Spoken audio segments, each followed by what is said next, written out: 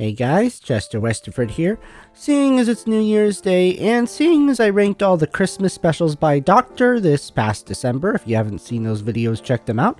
I figured, since the Whittaker era is over, maybe it's time to take today to look back at her New Year's specials and rank them. So without further ado, here we go. Number 3, Revolution of the Daleks. I have to admit, I was really disappointed in this one. It's not bad, but it had the potential to be so much better. It's got some really intriguing ideas. The idea of the government using their own versions of Daleks is an interesting one. I also really like the new design they get here. I seem to remember the cast got some pretty good moments. It's got some great visual stuff, like the TARDIS folding in on itself. That may have been one of the best visual effects the show has ever had, but I think this one falls apart in a couple different places. Once we were left with that brilliant cliffhanger of the Doctor in prison at the end of Series 12, I was expecting the resolution to that to be just as good. The resolution here, however, doesn't really work for me. I mean, the Doctor just sits in her cell, resigned to her fate. Did she try to escape at all? That's until Captain Jack Harkness comes to rescue her, and that's another thing. Captain Jack coming back should have been a big thing, but he doesn't really do anything. Besides getting her out of prison, he has absolutely no effect on the story that any of the other characters couldn't have had. He doesn't even die in this one. Honestly, seeing Graham and/or Yaz and Ryan react to his revival would have been fun. He has that line in the Dalek ship, which I'm convinced was only for the trailer. "I'm Captain Jack Harkness, and I'm immortal." That should have been a cool line, but it just ends up being really cringy because there was no reason for him to say it. What maybe should have happened was he was shot, Graham doesn't know what to do, he revives just in time, says the line, then sets off the bombs. Now that would have been cool. Other than that, Ryan and Graham's exit was kind of nice. The Grace Ghost was a bit cheesy, but it was refreshing to see a couple of companions exit of their own accord and not having to die or get trapped somewhere.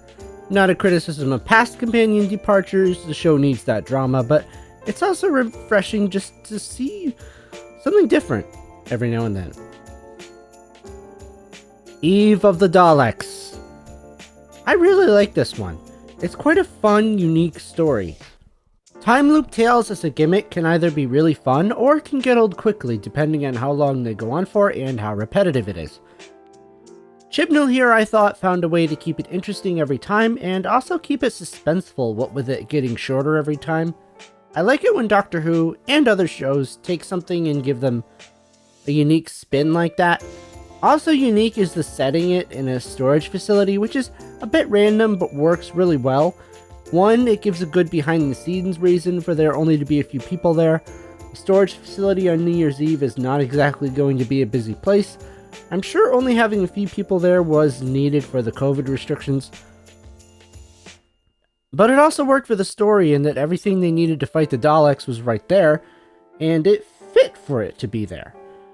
One thing that doesn't work quite well for me in this was the romance between the two main guest stars. How did him being a slightly creepy stalker make her fall in love with him again?